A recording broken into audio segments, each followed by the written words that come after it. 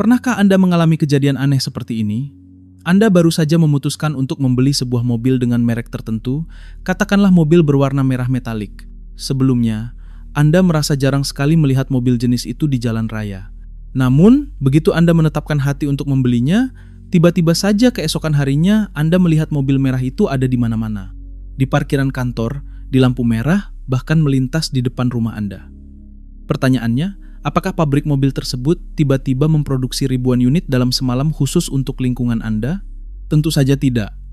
Realitas di luar sana tidak berubah sama sekali, jumlah mobil itu tetap sama. Yang berubah adalah cara otak Anda memandang dunia.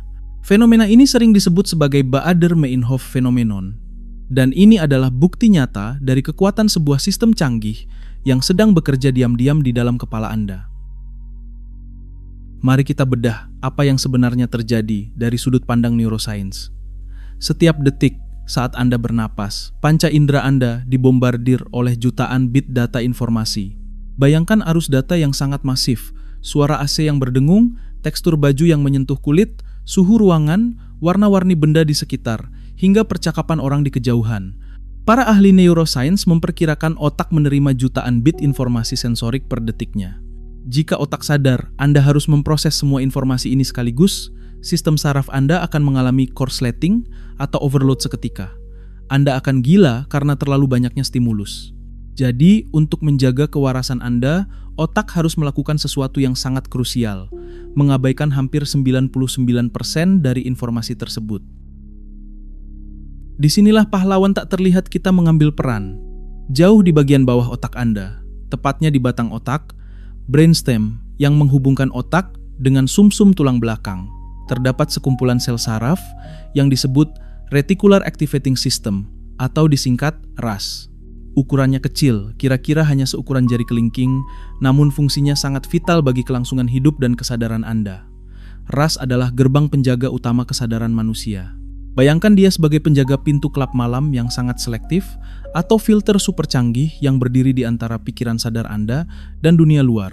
Tanpa persetujuan dari RAS, tidak ada data sensorik yang boleh masuk ke dalam perhatian Anda.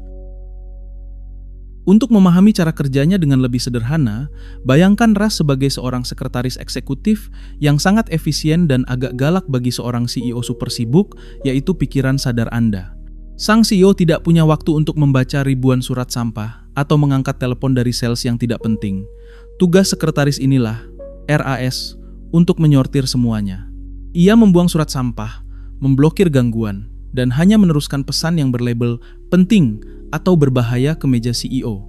Inilah sebabnya Anda tidak menyadari detak jam dinding di kamar Anda sekarang sampai saya menyebutkannya barusan. RAS Anda sebelumnya menganggap suara itu tidak penting. Jadi ia memfilter suara itu keluar dari kesadaran Anda agar Anda bisa fokus mendengarkan narasi ini. Namun fungsi RAS jauh lebih dahsyat daripada sekadar menyaring suara jam dinding atau keramaian lalu lintas. Dalam konteks pengembangan diri, psikologi, dan pencapaian tujuan, RAS memegang kunci utama. Mengapa? Karena RAS tidak hanya menyaring data fisik, ia juga memfilter peluang. Ia menentukan apakah Anda melihat jalan keluar atau jalan buntu dalam sebuah masalah. Ia menentukan apakah Anda melihat kesempatan emas atau hanya melihat hambatan.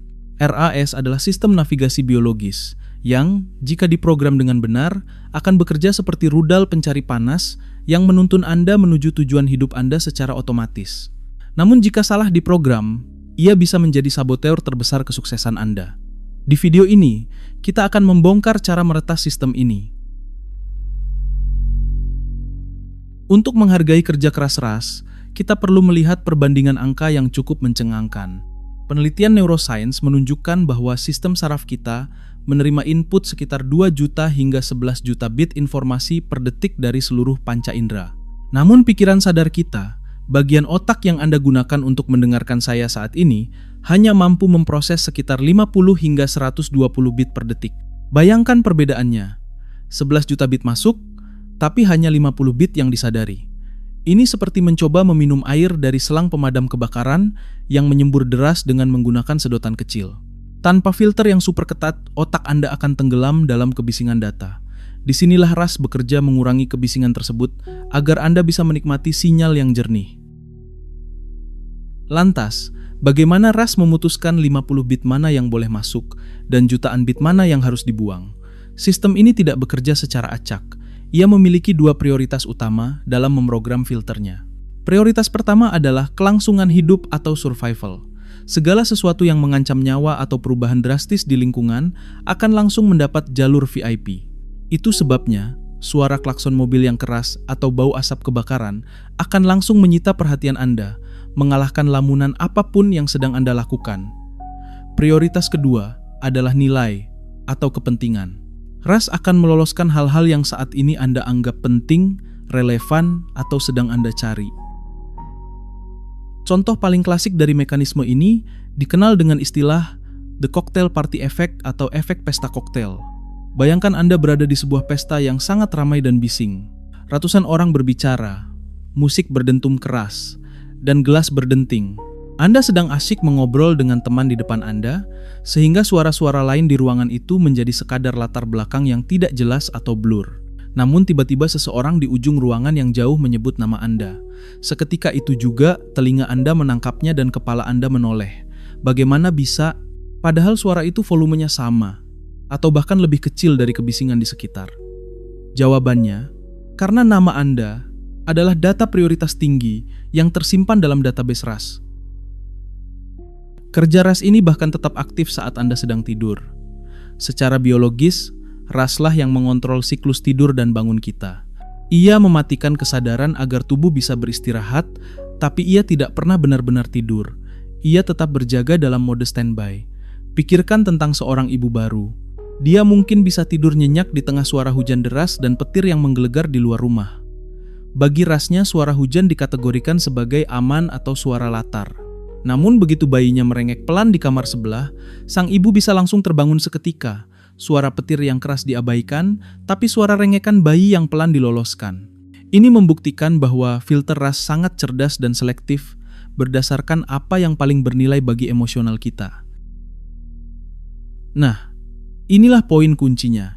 Jika Ras mampu menyaring suara dan cahaya berdasarkan apa yang kita anggap penting, para ahli menemukan bahwa Ras juga melakukan hal yang sama terhadap informasi abstrak dan peluang hidup. RAS tidak hanya menyaring data fisik, tetapi juga menyaring bukti-bukti yang membentuk realitas kita. Ia akan mencari validasi di dunia luar yang cocok dengan apa yang sudah ada di dunia dalam pikiran Anda. Ini berarti, filter biologis di batang otak Anda ini sebenarnya sedang bekerja membentuk nasib Anda setiap hari tanpa Anda sadari. Dan di blog selanjutnya, kita akan melihat bagaimana filter ini bisa menjadi pedang bermata dua bagi masa depan Anda. Ada sebuah ungkapan bijak yang sangat terkenal. Kita tidak melihat dunia sebagaimana adanya. Kita melihat dunia sebagaimana kita adanya.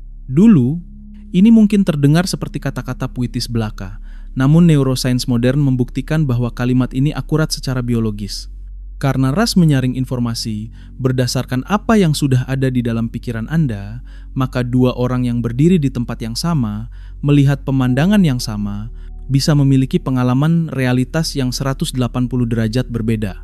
Orang yang sedang bahagia akan cenderung melihat wajah-wajah ramah dan warna yang cerah, sementara orang yang sedang depresi mungkin hanya akan memperhatikan kesuraman dan ekspresi cemberut orang lain.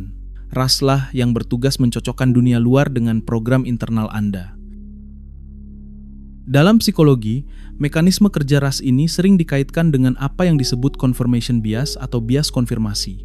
Ini adalah kecenderungan otak untuk mencari, menafsirkan, dan mengingat informasi yang membenarkan keyakinan kita sendiri. Bayangkan Ras Anda seperti mesin pencari Google. Jika Anda mengetik kata kunci "dunia ini jahat" di kotak pencarian otak Anda, Ras tidak akan menampilkan halaman web tentang kebaikan atau kasih sayang. Ia akan memblokir semua hal positif itu dan hanya menyajikan ribuan hasil pencarian berupa berita kriminal, teman yang berkhianat, atau ketidakadilan sosial. Ras bekerja keras mengumpulkan bukti untuk berkata kepada Anda, "Tuh kan, benar kata kamu, dunia ini memang jahat." Mari kita ambil contoh yang lebih spesifik, misalnya tentang uang. Jika Anda memiliki keyakinan bawah sadar yang kuat bahwa mencari uang itu sangat sulit dan menyakitkan, Ras akan menerima itu sebagai perintah absolut. Akibatnya, ketika ada peluang bisnis yang bagus lewat di depan mata, Ras akan melabelinya sebagai tidak relevan atau terlalu berisiko dan membuangnya dari perhatian Anda. Anda benar-benar tidak akan melihat peluang itu, secara harfiah menjadi buta terhadap kesempatan Skoto. Sebaliknya, Aras akan sangat waspada terhadap berita inflasi, kenaikan harga, atau cerita kegagalan orang lain semata-mata untuk memvalidasi keyakinan Anda bahwa mencari uang itu memang sulit. Namun mekanisme ini juga bekerja sebaliknya dengan kekuatan yang sama dahsyatnya. Jika Anda memprogram ulang keyakinan Anda menjadi peluang ada di mana-mana dan saya mampu melihatnya, Aras akan mengubah parameter filternya. Tiba-tiba, percakapan orang asing di kafe yang tadinya cuma kebisingan bisa terdengar sebagai ide bisnis brilian. Artikel di koran yang biasanya Anda lewatkan tiba-tiba menonjol dan memberikan jawaban atas masalah pekerjaan Anda. Peluang-peluang itu sebenarnya sudah ada di sana sejak dulu. Tidak ada yang berubah secara magis di dunia luar. Yang berubah adalah filter ras Anda sekarang mengizinkan data tersebut masuk ke kesadaran Anda. Inilah yang sering disebut orang sebagai keberuntungan, padahal sebenarnya itu adalah kesiapan atensi. Jadi, poin penting yang harus Anda pahami adalah ras itu netral. Ia tidak punya selera humor, ia tidak menilai moral, dan ia tidak peduli apakah program yang Anda masukkan itu baik atau buruk untuk hidup Anda. Ia hanyalah pelayan yang sangat setia dan patuh. Jika Anda fokus pada kekurangan, ia akan memberi Anda lebih banyak kekurangan. Jika Anda fokus pada solusi, ia akan menyajikan solusi. RAS bekerja berdasarkan prinsip self-fulfilling prophecy atau ramalan yang mewujudkan dirinya sendiri. Oleh karena itu, langkah pertama untuk mengubah hidup bukanlah mengubah dunia luar, melainkan mengubah instruksi yang Anda berikan pada sekretaris eksekutif di kepala Anda ini. Lalu, bagaimana cara memberikan instruksi yang tepat agar ras tidak bingung? Kita akan bahas di bagian selanjutnya. Cara terbaik untuk memahami fungsi ras dalam pencapaian tujuan adalah dengan membayangkannya sebagai sistem GPS canggih atau aplikasi peta digital di smartphone Anda. Bayangkan Anda masuk ke dalam mobil, menyalakan mesin, dan membuka aplikasi peta. Agar aplikasi tersebut bisa menuntun Anda, apa hal pertama yang harus Anda lakukan? Benar. Anda harus memasukkan lokasi tujuan yang spesifik. Anda tidak bisa hanya berkata pada aplikasi itu, "Antar saya ke tempat yang enak," atau "bawa saya ke tempat orang sukses." Jika inputnya tidak jelas, satelit tercanggih pun tidak akan berguna. Begitu juga dengan RAS. Ia adalah sistem penelusuran target yang membutuhkan koordinat yang sangat presisi agar bisa mulai bekerja memetakan rute untuk Anda. Disinilah letak kesalahan terbesar kebanyakan orang dalam merancang hidup mereka. Banyak orang memiliki keinginan, tapi instruksinya terlalu samar bagi otak. Mereka berkata, "Saya ingin kaya, saya ingin bahagia, atau saya ingin menurunkan berat badan." Bagi ras, perintah ini membingungkan dan tidak bisa dieksekusi. Kaya itu definisinya apa? Apakah punya uang 1 juta rupiah, 1 miliar, atau punya aset properti? Tanpa definisi yang jelas, ras tidak memiliki parameter untuk mencari peluang. Akibatnya, filter otak Anda tetap dalam mode default, dan Anda akan terus berputar-putar di jalan yang sama, mengalami rutinitas yang sama, tanpa pernah melihat jalan keluar menuju perubahan yang Anda impikan. Namun, keajaiban neurobiologis terjadi begitu Anda menetapkan tujuan yang spesifik. Misalnya, alih-alih berkata, "Saya ingin mobil baru," Anda menetapkan, "Saya ingin membeli SUV hitam merek X tipe Y dalam 6 bulan ke depan." Saat koordinat ini dikunci, ras langsung beralih ke mode pemindaian aktif atau search mode. Ia mulai memindai lingkungan Anda 24 jam sehari untuk mencari potongan informasi yang bisa membantu Anda mencapai tujuan itu. Tiba-tiba, Anda kebetulan menemukan artikel tentang diskon mobil tersebut, atau Anda tidak sengaja bertemu teman lama yang ternyata bekerja di dealer mobil itu. Orang sering menyebut ini sebagai kebetulan atau takdir, padahal ini adalah hasil kerja keras ras yang menyodorkan sumber daya yang relevan ke depan mata Anda. Penting untuk digarisbawahi bahwa ini bukanlah ilmu sihir, klinik, atau sekadar konsep hukum tarik-menarik, law of attraction, dalam arti mistis. Ini adalah mekanisme alokasi atensi murni. Peluang, orang-orang yang tepat, dan informasi yang Anda butuhkan itu sebenarnya mungkin sudah ada di sekitar Anda selama ini. Hanya saja, sebelumnya Anda buta terhadap keberadaan mereka karena ras Anda belum diperintahkan untuk melihatnya. Ketika tujuan ditetapkan, Anda tidak sedang memanipulasi alam semesta secara magis. Anda sedang membuka filter mata dan telinga Anda sendiri untuk mendeteksi jalur-jalur sukses yang sebelumnya tersembunyi di balik kebisingan informasi. Oleh karena itu, kunci untuk mengaktifkan GPS otak ini adalah detail. Semakin spesifik instruksi yang Anda berikan, semakin cepat RAS bekerja. RAS menyukai gambar yang tajam, suara yang jelas, dan ukuran yang pasti. Jangan biarkan tujuan Anda menjadi konsep abstrak yang mengawang-awang. Ubah menjadi target yang terukur. RAS perlu tahu persis apa yang dicari, sehingga ketika hal itu muncul di dunia nyata, walaupun hanya sekilas, RAS bisa langsung membunyikan alarm di kepala Anda. Hei, perhatikan ini. Ini yang kamu cari. Lalu, bagaimana cara kita menanamkan detail ini ke dalam otak agar tertanam kuat? Jawabannya ada pada bahasa pemrograman otak, visualisasi dan emosi. Sekarang kita masuk ke bagian paling menarik. Bagaimana cara meretas atau menghack sistem RAS ini agar bekerja sesuai keinginan kita? Rahasianya terletak pada satu fakta neuroscience yang mengejutkan. Otak manusia ternyata sulit membedakan secara tegas antara kejadian nyata yang sedang dialami dengan kejadian yang dibayangkan secara sangat jelas atau vividly imagined. Jika Anda membayangkan sedang menggigit jeruk nipis yang sangat asam, membayangkan teksturnya, baunya dan rasanya, kelenjar ludah Anda akan bereaksi memproduksi air liur, padahal tidak ada jeruk nipis di tangan Anda. Bagi otak, sinyal saraf dari realitas dan imajinasi yang kuat itu hampir identik. Celah inilah yang akan kita gunakan untuk memprogram ulang RAS. Teknik ini dikenal dengan nama visualisasi kreatif. Ini bukan sekadar melamun kosong di siang bolong. Ini adalah simulasi mental yang disengaja. Para atlet Olimpiade elit sudah menggunakan teknik ini selama puluhan tahun. Mereka berlatih di dalam pikiran mereka, melihat diri mereka berlari, melompat, dan memenangkan pertandingan berulang kali sebelum kaki mereka menyentuh lapangan. Ketika Anda melakukan visualisasi mendetail tentang pencapaian tujuan Anda sebenarnya sedang menanamkan memori masa depan ke dalam otak. Anda membuat tujuan tersebut terasa familiar bagi RAS. Ingat, RAS cenderung menolak hal yang asing dan mencari hal yang familiar. Dengan visualisasi, Anda memberitahu RAS, ini adalah zona nyaman baru kita. Namun, ada satu komponen yang sering dilupakan orang, sehingga visualisasi mereka gagal total.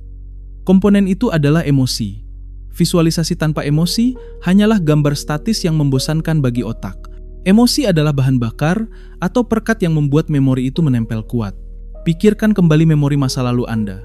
Kejadian yang paling Anda ingat pasti adalah kejadian yang memiliki muatan emosi tinggi, entah itu sangat sedih atau sangat bahagia.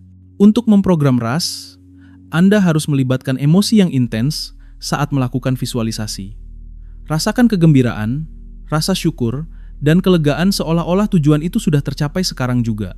Sinyal emosional inilah yang memberi label super penting pada file tujuan Anda di dalam database RAS. Secara ilmiah, proses pengulangan visualisasi yang disertai emosi ini memanfaatkan prinsip neuroplasticity atau kelenturan otak. Ada hukum dalam neuroscience yang berbunyi, neurons that fire together, wire together. Neuron yang aktif bersamaan akan terhubung semakin kuat. Setiap kali Anda memutar film kesuksesan di kepala Anda sedang mempertebal jalur saraf khusus di otak Anda. Awalnya mungkin hanya jalan setapak yang penuh semak belukar, tapi dengan repetisi, ia berubah menjadi jalan tol bebas hambatan. Ketika jalur saraf ini sudah kuat, tindakan-tindakan yang mendekatkan Anda pada tujuan akan mulai terasa otomatis, alami, dan tanpa paksaan.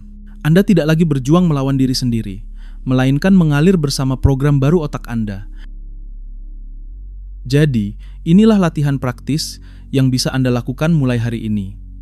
Luangkan waktu 5 menit setelah bangun tidur atau sebelum tidur saat gelombang otak Anda sedang rileks.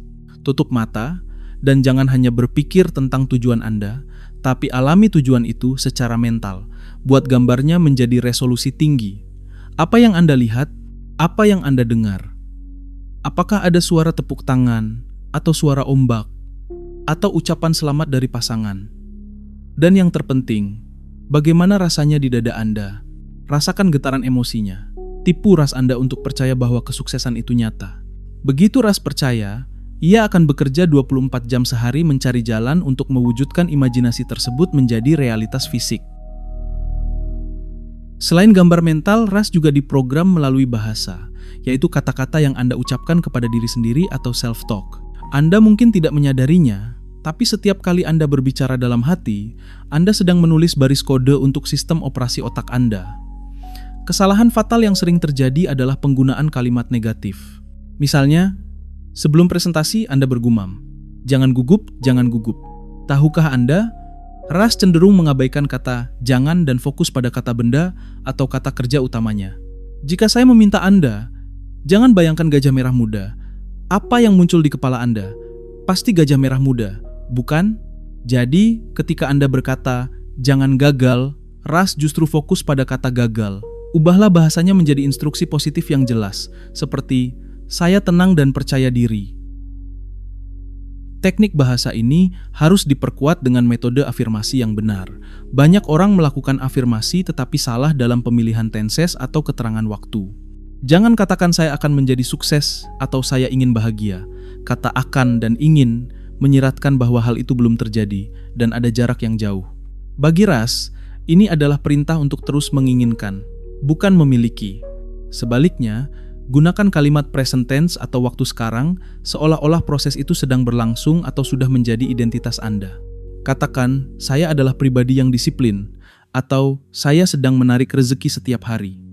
Ini memaksa ras untuk menyelaraskan realitas Anda saat ini dengan pernyataan identitas baru tersebut. Selanjutnya, jangan remehkan kekuatan menulis tujuan secara manual dengan pena di atas kertas. Di era digital ini, kita tergoda untuk hanya mengetik notes di HP. Namun, studi psikologi menunjukkan ada hubungan psikomotorik yang kuat antara tangan dan otak saat kita menulis tangan. Proses menulis menuntut fokus yang lebih tinggi dan mengaktifkan lebih banyak area otak dibandingkan sekadar mengetik.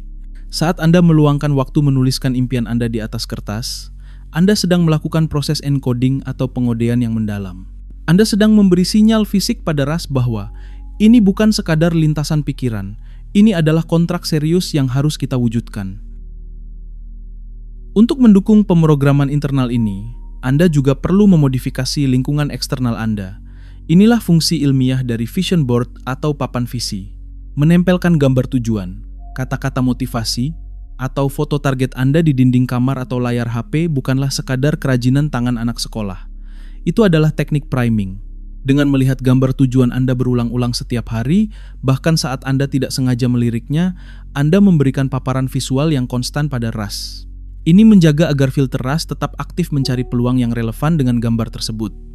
Anda menciptakan lingkungan yang terus-menerus, mengingatkan otak tentang apa yang penting. Terakhir, dan yang paling sulit, adalah konsistensi. Memprogram ulang ras tidak bekerja seperti saklar lampu yang sekali tekan langsung menyala selamanya. Ini lebih mirip seperti melatih otot di gym. Melakukan visualisasi dan afirmasi sekali saja tidak akan mengubah hidup Anda. Sama seperti push-up sekali, tidak akan membuat tubuh Anda atletis. Dibutuhkan repetisi dan disiplin. Anda sedang mencoba mengubah jalur saraf yang mungkin sudah terbentuk selama puluhan tahun. Jadi, bersabarlah dengan prosesnya. Lakukan teknik-teknik ini setiap hari selama minimal 21 hingga 90 hari sampai pola pikir baru itu menjadi otomatis dan menjadi sistem operasi default di otak Anda. Sebagai penutup, mari kita sadari satu fakta fundamental. Anda berjalan setiap hari dengan membawa superkomputer biologis tercanggih di alam semesta di dalam kepala Anda. Ras Anda bekerja 24 jam sehari, 7 hari seminggu, tanpa pernah mengambil cuti. Ia tidak pernah berhenti memfilter dan mencari bukti. Pertanyaannya sekarang bukan lagi apakah otak saya bekerja, melainkan siapa yang memprogramnya. Jika Anda tidak secara sadar memprogram ras Anda dengan tujuan dan visi Anda sendiri, maka lingkunganlah yang akan memprogramnya untuk Anda. Iklan di TV, berita negatif, opini orang lain, dan ketakutan masyarakat akan menjadi software yang dijalankan oleh otak Anda. Jangan biarkan hidup Anda berjalan di mode autopilot yang dikendalikan oleh faktor eksternal. Coba renungkan sejenak. Jika selama ini Anda merasa hidup Anda jalan di tempat, atau Anda merasa selalu sial dan bertemu dengan masalah yang sama berulang kali, mungkin itu bukan karena nasib buruk.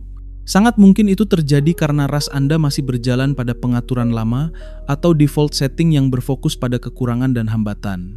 Anda tidak bisa mendapatkan hasil yang baru dengan cara berpikir yang lama. Selama Anda terus memberi makan ras dengan keluhan dan ketakutan, ia akan terus menyajikan menu kehidupan yang pahit kepada Anda. Menyadari hal ini adalah langkah pertama menuju kebebasan mental yang sesungguhnya. Kabar terbaiknya adalah Anda memiliki otoritas penuh. Anda adalah user sekaligus admin dari otak Anda sendiri. Anda bukan korban dari keadaan. Anda adalah pencipta persepsi Anda. Begitu Anda berani mengubah filter di kepala Anda, realitas di luar sana akan mulai terlihat berbeda. Hambatan akan terlihat sebagai tantangan yang bisa diatasi, dan jalan buntu akan berubah menjadi belokan menuju rute baru. Ingatlah bahwa dunia tidak berubah. Andalah yang berubah. Dan ketika cara Anda melihat dunia berubah, dunia yang Anda lihat pun akan berubah mengikuti fokus Anda. Ini adalah kekuatan terbesar yang dianugerahkan kepada manusia. Saya ingin menantang Anda untuk melakukan eksperimen kecil hari ini juga.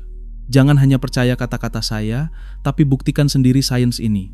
Setelah video ini berakhir, ambil secarik kertas dan tuliskan satu tujuan spesifik yang ingin Anda capai atau satu hal spesifik yang ingin Anda lihat dalam 24 jam ke depan. Bayangkan sebentar, rasakan emosinya, lalu lepaskan. Perhatikan apa yang terjadi. Perhatikan bagaimana mata Anda mulai menangkap hal-hal yang sebelumnya tidak terlihat. Mulailah dari hal kecil untuk membangun kepercayaan diri Anda terhadap mekanisme hebat ini. Terima kasih telah menjelajahi keajaiban otak bersama kami di episode ini. Jika Anda merasa wawasan tentang neuroscience dan pikiran ini bermanfaat, jangan lupa untuk menekan tombol like dan subscribe agar Anda tidak ketinggalan rahasia otak lainnya yang akan kami bongkar di video mendatang. Bagikan juga video ini kepada teman atau kerabat yang mungkin sedang butuh pencerahan untuk mencapai tujuan mereka. Teruslah belajar, teruslah bertumbuh, dan ingatlah, mari jelajahi dunia otak bersama kami. Karena di setiap gelombang otak selalu ada ilmu yang menakjubkan. Sampai jumpa di video selanjutnya.